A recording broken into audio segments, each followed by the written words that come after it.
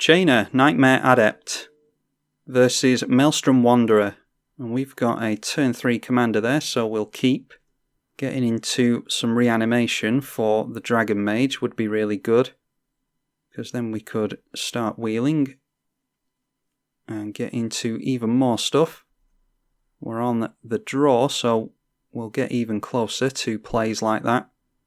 Oh, Relic of Progenitus is the last thing we want to see. We'll just get down the Blood Crypt tapped. Yeah, this is a reanimation deck, so cards like Relic of Progenitus are not cards we want to see.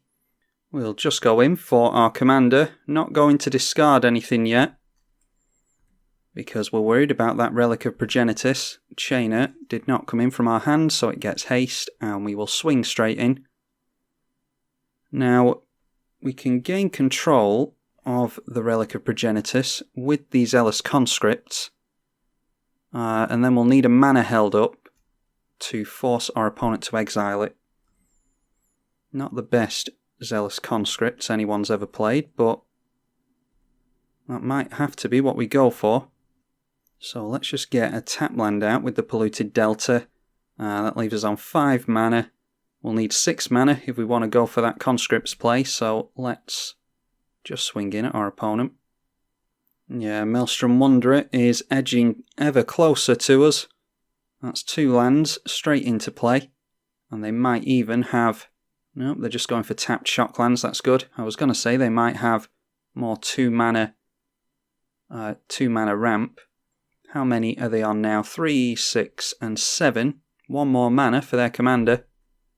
We do have a Noxious Gear Hulk to get rid of the commander, but the problem with Maelstrom Wanderer is that you often don't mind recasting it over and over again for more cascade, and you often just cascade into more mana so that you can get more Maelstrom triggers.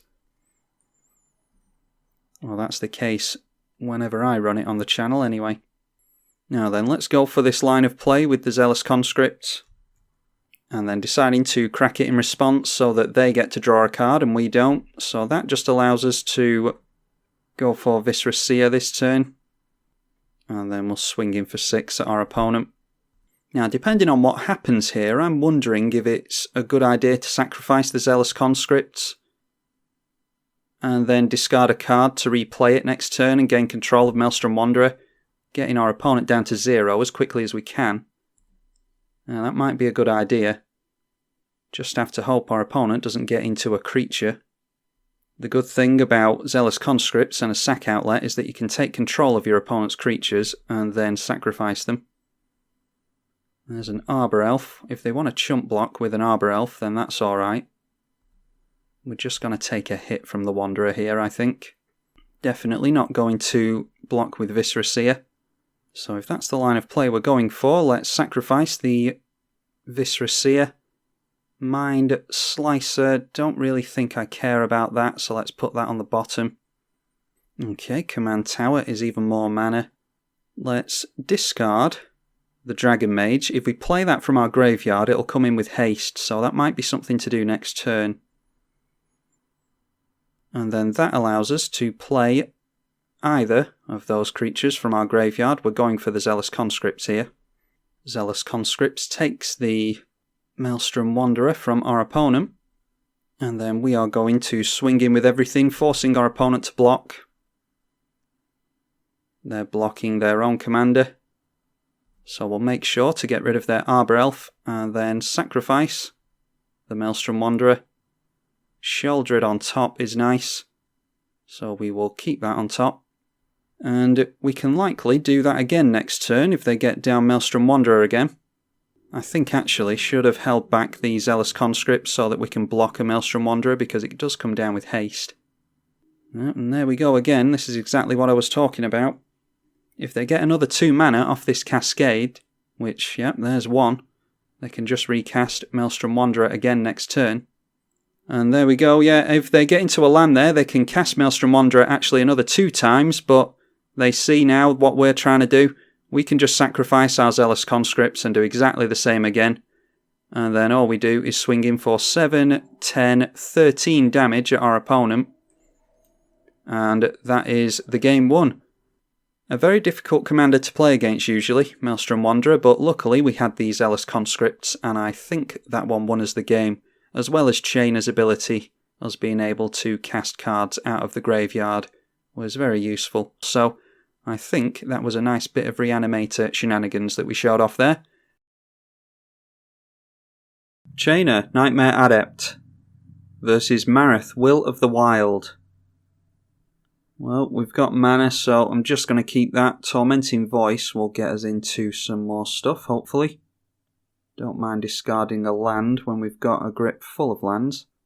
And, yeah, another land drawing into, so we might just get flooded this game. Just get down the cycling land so we don't draw into that later. Recurring Nightmare. Yeah. I'm not above actually going for a wasteland onto that City of Brass, because Marath can be a real pain if Death Touch comes into play. Well, that's probably what I should go for, but instead going to go for the Tormenting Voice. Discarding the Graven Cairns. And getting into even more mana. At least we get a tutor there though. Yeah, pass like that.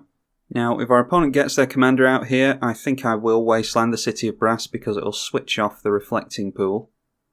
There's an Undergrowth Champion from our opponent. Oh, a Rakdos Signet. Yeah, we can go for that wasteland and then go in for Rakdos Signet, so we've kind of made a land drop this turn. Yep, turns out that wasteland was really good. It's just red mana our opponent has available to them now. Going to hit us again for 3. This thing will get a plus counter on it with landfall. Let's go in for our commander here, and I'll just swing in at my opponent. I'm not going to block that thing. Chainer giving himself haste. I'm not sure what we want to tutor for yet. I'm trying to give myself as many draws as possible before we go for the demonic tutor. Our opponent hitting us for 3 again. They have not made a land. Okay, an Ancient Tomb. Yeah, we are not struggling on mana, so I'm not really all that bothered about that, to be honest. Let's just go for the Snow-Covered Mountains so that the Smouldering Marsh can come in untapped. And then we'll tutor for something, but I'm not sure what we're grabbing. How about, where is it? The Grave Titan sounds good. Because we can do some shenanigans with Recurring Nightmare and Grave Titan. So let's get Recurring Nightmare out and hope that our opponent doesn't destroy it. Swing in with Chainer, and the aim is for us to discard Grave Titan during our turn, and then we'll be able to cast the Grave Titan straight out of our graveyard, and that'll give it haste. Getting into a green land, so the Reflecting Pool will now tap for green.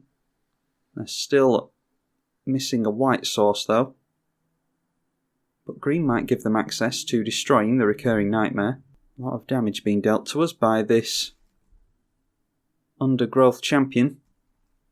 And there we are, Beast Within. That was what I was worried about. I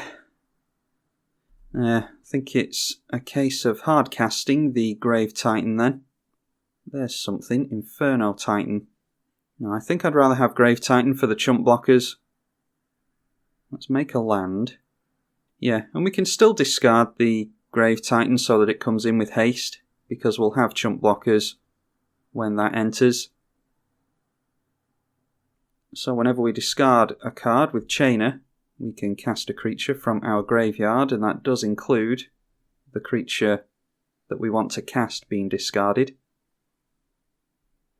Chainer giving our Grave Titan haste, so we'll get a couple of pairs of zombies into play here.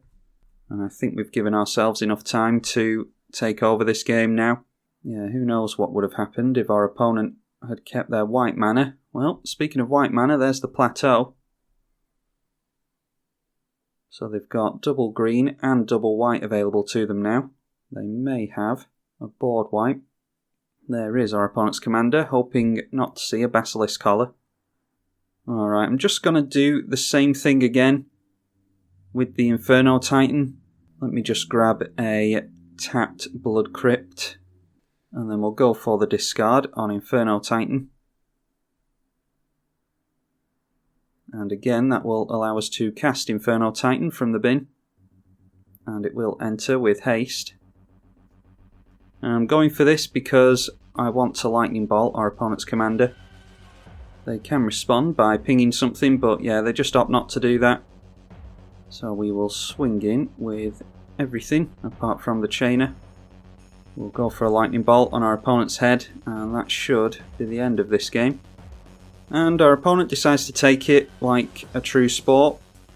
And I'm under no illusion that that wasteland on the City of Brass is what kept us in that game.